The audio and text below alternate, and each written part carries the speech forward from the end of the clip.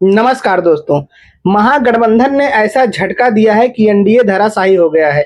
बिहार चुनाव में लगातार इसी बात को लेकर चर्चा में था कि आखिर दोनों तरफ से मुख्यमंत्री का उम्मीदवार कौन होगा। दोनों सीटों की तरफ से मुख्यमंत्री का चेहरा किसे दिखाया जा रहा है, यानी कि महागठबंधन की तरफ से मुख्यमंत्री कौन होगा और एनडीए की तरफ से मुख्यमंत्री कौन होगा। इसी बात को लेकर के लगातार चर्चा में था और जैसे जैसे चुनाव नजदीक आ रहा है, यह चर्चा तेज होती जा रही थी।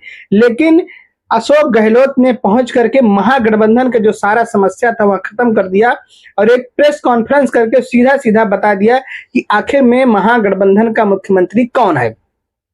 और जैसे ही उन्होंने इस बात का ऐलान किया कि हमारा मुख्यमंत्री कौन है, इससे जो एनडीए है वह पूर्ण रूप से धराशायी हो गई, क्योंकि उन्होंने अभी तक यह निर्णय नहीं लिया है कि मुख्यमंत्री कौन होगा। अमित शाह पहले ही कह चुके हैं कि जो है विधायक दल की बैठक होगी चुनाव के बाद में, उसके बाद में विधायक निर्णय लेंगे कि जो है और पार्टी निर्णय लेगी कि आखिर में मुख्यमंत्री का चेहरा कौन होगा, मुख्यमंत्री की कुर्सी पर बिहार में कौन बैठेगा।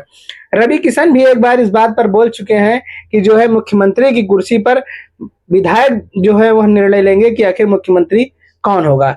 इसी बात का फायदा उठाते हुए महागठबंधन ने जोरदार धमाका किया है और उन्होंने अपने मुख्यमंत्री का ऐलान किया है। तेजस्वी यादव को मुख्यमंत्री बनाने की घोषणा कर दिया है और जो है उप मुख्यमंत्री मुकेश सहनी को, यानी कि उन्होंने चेहरा साफ कर दिया है। बिहार की जनता जो वोट देगी उसे यह पूरा पता होना चाहिए कि हम किसे मुख्यमंत्री बनाने जा रहे हैं। संदेह और संशय बिल्कुल नहीं होना चाहिए। जो मुख्यमंत्री का चेहरा देखकर वोट देगा उसे यह भी पता होगा कि आखिर में हमारा मुख्यमंत्री कौन है और हमारा मुख्यमंत्री कैसा होगा। उसके मन में यह भावना बिल्कुल नहीं होगी कि चुनाव के बाद किसे मुख्यमंत्री बनाया जा सकता है। लेकिन अभी जो एनडीए है उसने क्लियर नहीं किया है कि हमारा मुख्यमंत्री कौन होगा। अशोक गहलोत ने यह साफ कर दिया है कि कम से कम एनडीए की जो पार्टी है वो अपने मुख्यमंत्री का तो ऐलान करे, आखिर बिहार की जनता क्या देखकर वोट करेगी, किसका चेहरा देखकर वोट करेगी कि जो है मुख्यमंत्री यही बनेंगे। इधर तेजस्वी यादव ने प्रेस कॉन्फ्रेंस में साफ कर दिया और उन्होंने कहा कि जिस तरीके से एनडीए जो है मुख्यमंत्री नीतीश कुमार को हटाना चाहती है, इससे साफ हो रहा है कि अगर उन्होंने नीतीश कुमार का चेहरा सामने नहीं दिखाया तो इससे साफ पता चल रहा है कि नीतीश कुमार का यहाँ आखिरी चुनाव होगा।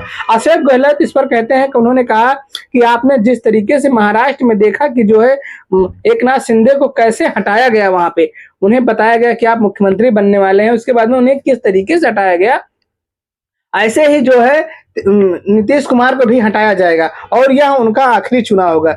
और उन्होंने साथ साथ ये भी कहा कि इनकी जो पार्टी है, यानी कि जो मुख्यमंत्री जी की पार्टी है, यह भी खत्म हो जाएगी, यह भी एनडीए अपने अंडर में ले लेगी। तो इस तरीके का जो बयान दिया है, इससे जो नीतीश कुमार है इन पर तो काफी प्रभाव पड़ेगा, वहीं बिहार की जनता भर पर भी इसका प्रभाव पड़ेगा, क्योंकि जो चुनाव का समय नजदीक आ रहा है और अगर इस तरीके से महागठबंधन बयान दे रहा है और खुलकर सामने आ रहा है, कह रहा है कि हमारा मुख्यमंत्री क्लियर हो गया है, तो यह जो है चिंता का सबब है। रही बात चुनाव किसके नाम पर लड़ा जाए, तो यहाँ पर मुख्यमंत्री नीतीश कुमार को और तेजस्वी यादव को, दोनों तरफ से अगर यह दिखाया गया कि इधर से मुख्यमंत्री ये हैं और इधर के मुख्यमंत्री ये हैं, तो चुनाव भारी मानी 50-50 हो जाएगा। लेकिन अगर महागठबंधन ने ऐलान कर दिया है और एनडीए नहीं कर रही है, तो इसका मतलब चुनाव एक तरफा हो जाएगा, क्योंकि मोदी के नाम पर यहाँ चुनाव नहीं लड़ सकते हैं, क्योंकि मोदी की हर जगह चलती है लेकिन बिहार में नहीं चलने वाली है। एक प्रेस कॉन्फ्रेंस में अमित शाह ने कहा कि जो है बिहार में जमीन नहीं है और हम यहाँ फैक्ट्री लगाना चाहते हैं, तो फैक्ट्री कहाँ लगाएंगे, बिहार में जमीन नहीं। इसी बात को लेकर के तेजस्वी यादव ने कहा कि फैक्ट्री लगाएंगे जो है बिहार, वहां गुजरात में, और मजदूर ले जाएंगे बिहार से, तो हम ऐसा नहीं होने देंगे और सभी बिहारियों को एकजुट होकर के जो है ऐसा उन्हें नहीं करने देना है, क्योंकि अब फैक्ट्री लगाए अपने यहाँ और मजदूर हमारे यहाँ से ले जाए तो हम ऐसा होने नहीं देंगे। अब यहाँ पर जो अमित शाह है, जो चाणक्य नीति है, यहाँ पर उनकी चाणक्य नीति पूरी तरीके से विफल होती नजर आ रही है, क्योंकि जो उन्होंने चाल चली थी वह पूर्ण रूप से बेकार हो गई।